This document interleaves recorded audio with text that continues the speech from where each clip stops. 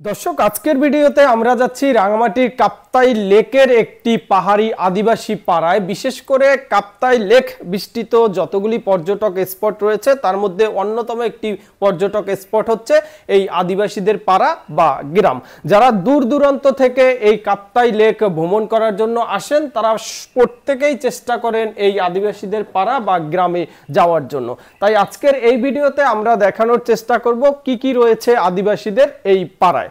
দর্শক আমার সামনে দেখতে পাচ্ছেন একের পর এক নৌকা বা ট্রলার নিয়ে সবাই যাচ্ছেন সেই আদিবাসী পাড়ায়। বিশেষ করে রাঙামাটির এই কাপ্তাই লেক বিস্তৃত যতগুলি গ্রাম বা অঞ্চল রয়েছে এই সবগুলি গ্রাম বা অঞ্চলে যাতায়াতের একমাত্র পদ্ধতি হচ্ছে নৌকা বা ইঞ্জিন চালিত বোট। তাই এই আদিবাসী পাড়াতে যেতে হলো প্রত্যেককে এই নৌকা বা ইঞ্জিন চালিত বোটে চড়েই যেতে হবে, যে কারণে দিনে দিনে এই আদিবাসী পাড়াগুলো হয়ে উঠছে অন্যতম একটি পর্যটক কেন্দ্র হিসাবে।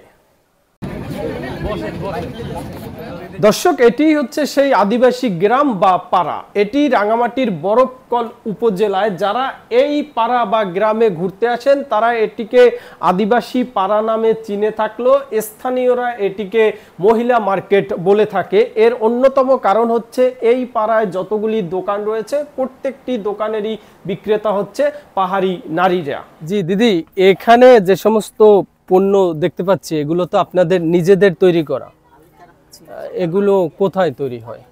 এটা হচ্ছে আমাদের নিজস্ব এলাকা, যেটা আমাদের গ্রাম আছে একেবারে পাড়া ভিতরে পাড়াতে বাড়িতে বাড়িতে বানানো হয়। কোনো কারখানা এক্সট্রা নাই, মানে বাড়িতে বাড়িতে বানানো হয়।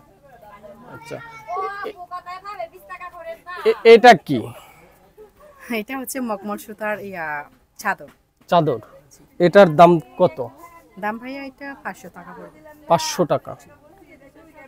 এছাড়া আপনাদের এইখানে যে সমস্ত পণ্য বিক্রি করা হয় এর ভিতরে সব থেকে বেশি চলে কোন প্রোডাক্টগুলি? প্রোডাক্টগুলো মোটামুটি সবগুলোই চলে। যদি জানতে চাই, এগুলি তো কাপড়, এ কি আপনাদের নিজেদের বুনানো? এটা হচ্ছে নিজেদের বুনানো বলতে আমাদের সব এলাকার যতগুলা লোক আছে ওরা নিজের ইচ্ছায় বানায় আর কি। এটা কি ওই যে কোমর তাঁত, যেটা আপনাদের আদিবাসীদের একটা ঐতিহ্য, কোমর তাঁতে বুনানো? এটা তো শাড়ি।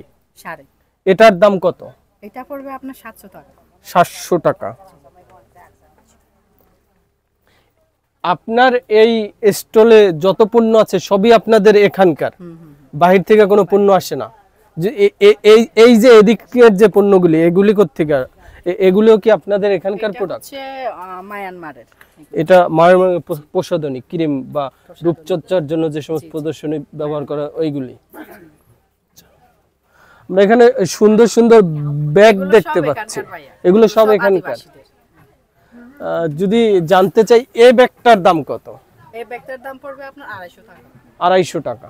আর এটা পড়বে আপনার 200 টাকা। এই যে এটা হচ্ছে জিপার সিস্টেম, আর এটা জিপার সিস্টেম। এটা উপর দিয়ে এটা সাইডের জিপার আছে। এটা দুই ভাগ, ওটা হচ্ছে এক ভাগ। এগুলি তো কাপড়ের। আপনারা এই যে পাটের যে ব্যাগ এগুলি আপনাদের এখানে পাওয়া যায় না? পাটের একটু সেরকম পাটের চাষ করা হয় না, তো ওই যদি পাটের চাষ করা হয় তখন আমাদের কস্টিং এ আসবে না, কস্টিং বেশি পড়বে। তো সব মিলিয়ে আপনাদের বেচা কিনা কি রকম? বেচা কেনা ভাই ওইটা তো ব্যবসা হিসেবে আমরা তো বলতে পারি না, কখন মানে রিজিকে যা আছে ওইটাই আর কি। আপনাদের এই ব্যবসা বাণিজ্য যা কিছুই এখানে আছে সব তো পর্যটক নির্ভর। দূর দূরান্ত থেকে যারা আপনাদের এই এলাকায় ঘুরতে আসে তারাই এগুলি কিনে নিয়ে যায়।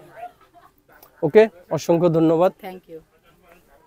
দর্শক দেখতে পাচ্ছেন এখানে যতগুলি দোকান রয়েছে প্রত্যেকটা দোকানেরই বিক্রেতা হচ্ছে পাহাড়ি নারী বা এখানকার উপজাতি মেয়েরা, এবং এই সমস্ত দোকানে যে সমস্ত পণ্য পাওয়া যাচ্ছে এর সবগুলি পণ্যই হচ্ছে পাহাড়িদের হস্তশিল্প বা হাতে তৈরি করা বিভিন্ন পণ্য সামগ্রী। এর মধ্যে পাহাড়িদের বৈচিত্র্যময় যে সমস্ত পণ্য রয়েছে সেগুলি যেমন রয়েছে, পাশাপাশি পাহাড়িদের বিভিন্ন বৈচিত্র্যময় খাবার দাবার রয়েছে, পাহাড়ির বিভিন্ন ফল ফলমূল রয়েছে এবং যারা পর্যটক ঘুরতে আসেন তাদের প্রয়োজনীয় সকল প্রকার বিভিন্ন পণ্য এই স্টলগুলিতে পাওয়া যাচ্ছে। বিশেষ করে পাহাড়িদের যে সমস্ত বৈচিত্র্যময় পোশাক রয়েছে সে সমস্ত পোশাক বা পাহাড়িদের হাতে বুনানো যে সমস্ত কাপড় রয়েছে বা পাহাড়িরা যে সমস্ত হস্তশিল্পের মাধ্যমে যে সমস্ত তৈজসপত্র তৈরি করে থাকেন সে সমস্ত পণ্যই এই মার্কেটের মূল উপাদান।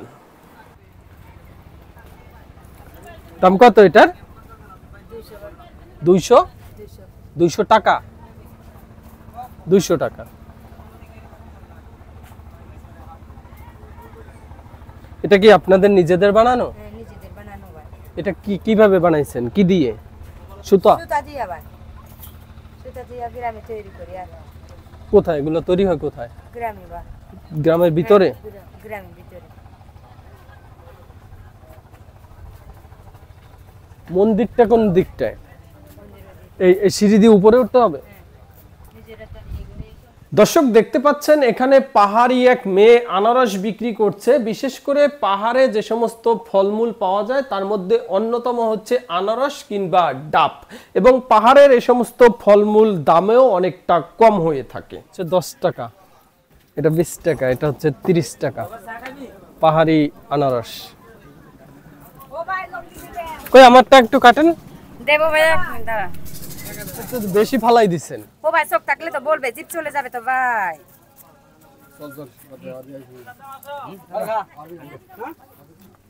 এটা কি আপনার বাচ্চা? জি ভাইয়া। নাম কি তোমার? জয়মঙ্গল চাকমা। কি নাম? জয়মঙ্গল চাকমা। জয়মঙ্গল চাকমা। বয়স কত? 6 বছর। 6 বছর, 6 ইয়ার্স। পড়ালেখা করো? এটা আমার এভাবে খেতে হবে? জি।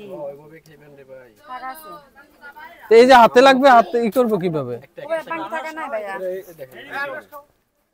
পানি টাকা নাই তো। আছে তো।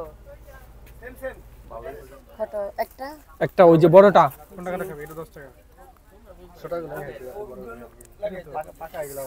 ও ভাইয়া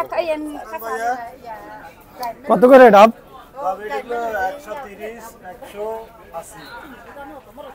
130, 180। না 80, এটা 80 টাকা, 100 টাকা, 130। কত ডাব? 80 টাকা ভাই। 80 টাকা।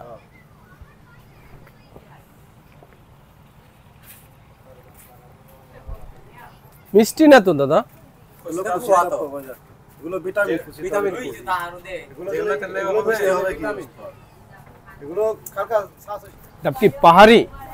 কোথায় গাছ কোথায়? গাছ ভাই আমাদের কি হয় পাহাড়ে খুঁজতে হয় কি এগুলো।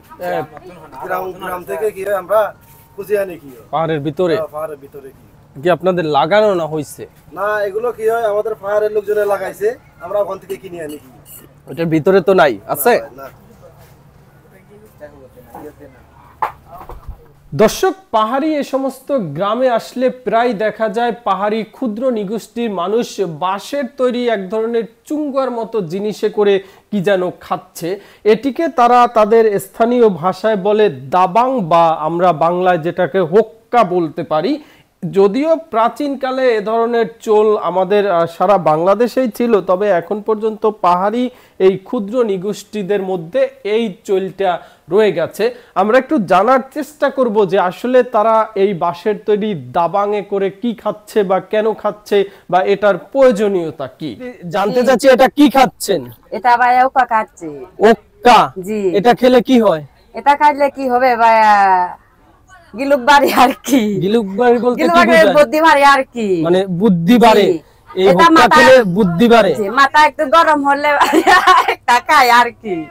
এটা তো আপনাদের পূর্বপুরুষ যারা জি, জি। ছিল তারা সবাই খাচ্ছে, তাই সেই ধারাবাহিকতায় আপনারা ইয়াং জেনারেশন খাচ্ছেন। এটা তো পাহাড়ি জিনিস ভাইয়া, এটা চাকমা জিনিস ভাইয়া। চাকমাতে বাসে এটা দাবা আর কি। আমাদের ভাষা বলে দাবা, আপনি কি আপনাদের ভাষা বলে ওকা আর কি। আপনি কি পড়ালেখা করেছেন?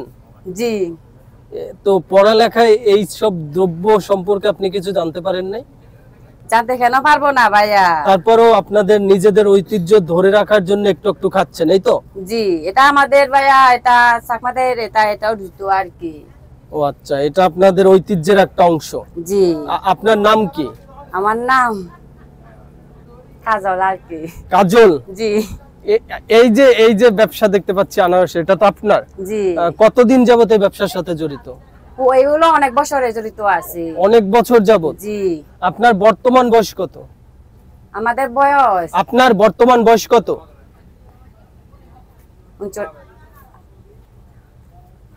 28 বছর। জি। কত বছর যাবত ব্যবসা করতেছেন? এটা এই মাত্র বেশি ইয়ে করিনি, 5-6 বছর ধরে আর কি। 5-6 বছর যাবত করতেছেন। জি।